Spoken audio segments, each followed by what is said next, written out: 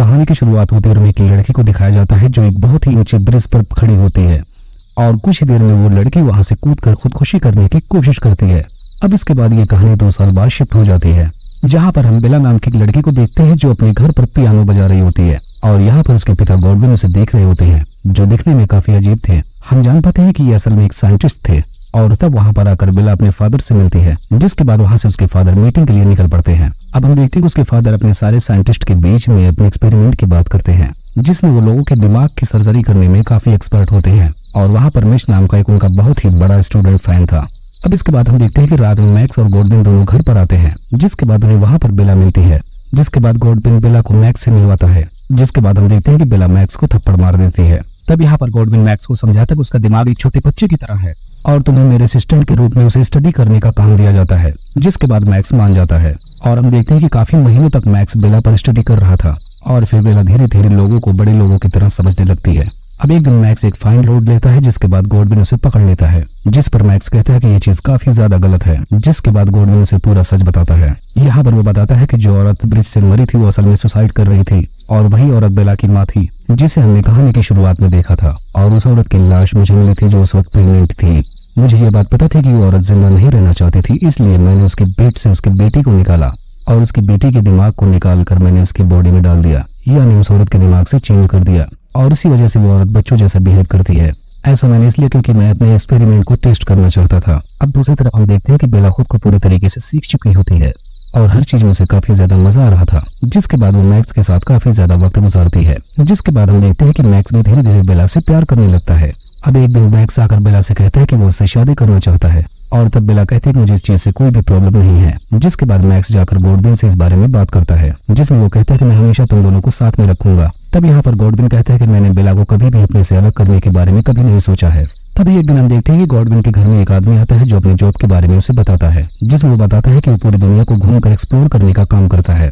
अब इसके बाद गॉडविन उसके काम के बारे में सुनने के बाद काफी ज्यादा खुश होता है। फिर ये आदमी कहता है कि मैं बेला से शादी करना चाहता हूँ, लेकिन ये बात सुनने के बाद गॉडविन उसे मना कर देता है और फिर वहां से उठकर आकर बेला से मिलता है, जिसके बाद वो बेला से पूछता है कि आखिर तुम्हें क्या पसंद है। तब बेला जवाब देती है कि मुझे इस दुनिया में अलग अलग चीजें देखना काफी ज्यादा पसंद है। तब वो आदमी बेला से कहता है कि ये दुनिया काफी ज्यादा बड़ी है, चलो मैं तुम्हें अपने साथ पूरी दुनिया घुमाता हूँ और इसके साथ साथ मैं तुम्हें काफी ज्यादा खुश भी रख सकता हूँ। यहाँ पर वो आदमी बेला को बताता है कि ये जगह बस दुनिया का एक बहुत ही छोटा टुकड़ा है और हम लोग इस पूरी दुनिया को घूम सकते हैं। अब उसकी ऐसी बातें सुनने के बाद उससे बेला काफी इंप्रेस हो जाती है और अब फाइनली बेला उस आदमी के साथ जाने के लिए रेडी हो जाती है, जिसके बाद वो ये बात गॉडविन से पूछने के लिए उसके पास जाती है और अब बेला गॉडविन के पास आकर बताती है कि वो उसके साथ जा रही है और पूरी दुनिया घूमना चाहती है, लेकिन गॉडविन उसे कहीं जाने से मना कर देता है, जिसके बाद बेला उससे गुस्सा होकर जाकर अपना बैग पैक करने लगती है। तब उसके पास मैक्स आता है और उसे बताता है कि वो व्यक्ति तुम्हारे लिए बिल्कुल सही नहीं है। यहाँ पर वो बताता है कि मैं तुमसे बहुत प्यार करता हूँ, लेकिन बेला उसे जवाब देती है कि वो उसके साथ कभी खुश नहीं रह सकती। अब मैक्स बेला से ज्यादा जिद करके उसे रोकने की कोशिश करता है, इससे पहले बेला उसे अपने गले से लगाकर क्लोरोफॉर्म सुंघाकर उसे बेहोश कर देती है। तभी वहां पर गॉडविन भी आ जाता है, जिसे देखने के बाद बेला उसे भी वही गैस सुंघाकर बेहोश कर देती है। कुछ टाइम बाद जब गॉडविन उठता है तब वो बताता है कि मुझे पता था कि वो यही करने वाली है, लेकिन इतने सालों बाद में उसे मिलकर रोककर उसे कंट्रोल नहीं करना चाहता। अब इसके बाद हम बेला को देखते हैं जो उस आदमी के साथ निकल पड़ी थी पूरी दुनिया घूमने के लिए और वो ऐसा कर भी रहा था, उसे पूरी दुनिया घुमा रहा था, उसे नई नई जगहों पर ले जाकर उसके साथ काफी ज्यादा एंजॉय कर रहा था। अब हम देखते हैं कि बेला को उस आदमी के साथ रहते हुए लगभग 1 साल गुजर चुके थे और वो बहुत अच्छे से अपनी लाइफ जी रहे थे। अब दूसरी तरफ हम गॉडविन और मैक्स को देखते हैं जो एक और बच्ची का दिमाग निकाल कर एक लड़की के अंदर फिट कर देते हैं और उसका नाम फैंसी रखते हैं, लेकिन ये लड़की बेला की तरह बिल्कुल नहीं होती, जिसके बाद ये दोनों जब उससे बात करते हैं तो वो लड़की बहुत जोर जोर से रोने लगती है। अब इधर हम दूसरी तरफ बेला और उसके हस्बैंड को देखते हैं जिनके पास अब पैसे खत्म हो चुके थे, जिसकी वजह से ये रोड पे आ चुके थे और अब हम देखते हैं कि बेला के पास अब खाने तक के पैसे नहीं थे, जिसकी वजह से वो खाने की तलाश में जगह पर जाती है। अब हम देखते हैं कि थोड़ी देर बाद बेला अपने हस्बैंड के पास खाने लेकर आती है और अपने हस्बैंड को यहाँ पर बताती है कि यहाँ पर ऐसे भी लोग रहते हैं जो औरत के साथ एंजॉय करने के पैसे भी देते हैं, जिससे उसका हस्बैंड समझ जाता है। वो कहते हैं तो कितनी गिरी हुई चीज हो, तुम ऐसा करके मुझे लाके खाना खिला रही हो।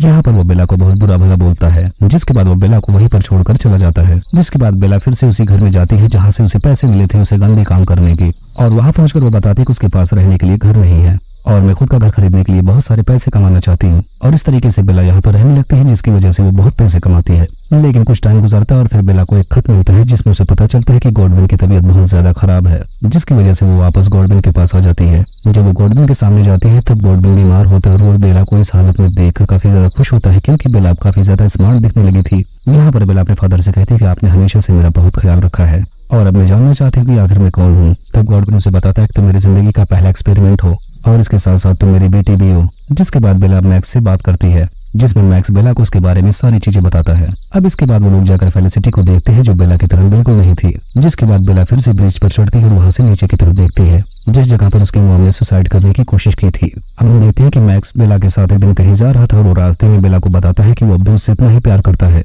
और अब वो उससे शादी करना चाहता है। जिस पर बेला बताती है कि अब वो भी उसी के साथ रहना चाहती है और यहीं पर ये दोनों एक दूसरे को किस भी करते हैं। अब ये दोनों शादी करने वाले होते हैं और तभी वहां पर एल्फी नाम का एक आदमी आता है, जिसे बेला का हस्बैंड लाया होता है। और वो आदमी बेला से आकर कहता है कि वो उसका हस्बैंड है। यहाँ पर वो बेला को बताता है कि तुम अचानक से एक दिन गायब हो गई थी। और तभी बेला का हस्बैंड भी बेला के डैड को कहता है कि उसी ने उसके साथ कुछ किया है। और तभी एल्फी कहता है कि वो मिलिट्री जनरल है और वो इस बारे में जरूर पता लगाएगा। यहाँ पर वो बताता है कि बेला तुम मेरी पत्नी विक्टोरिया हो। अब ऐसी बात सुनने के बाद बेला उसके साथ जाने को तैयार हो जाती है और इसके बाद एल्फी उसे अपने साथ लेकर अपनी जगह पर आ जाता है। जहाँ पहुंचने के बाद बेला को वो जगह काफी ज्यादा अजीब लगती है, क्योंकि एल्फी के नौकर काफी ज्यादा डरे हुए थे। असल में बेला जानना चाहती है कि उसकी मॉम मरने क्यों गई थी। जिसके बाद बेला भी पूछती है कि हम दोनों आखिर अलग क्यों हुए थे। तब एल्फी बताता है कि मुझे इस बारे में कुछ भी नहीं पता, लेकिन एक बात पता है कि हम दोनों साथ में काफी ज्यादा खुश थे। और इसके बाद एल्फी अपने नौकरों को गन पॉइंट पर लेकर काफी ज्यादा धमकाता है, लेकिन बेला को ये चीज बिल्कुल पसंद नहीं आती और इस बात से वो समझ जाती है कि एल्फी काफी ज्यादा बुरा आदमी है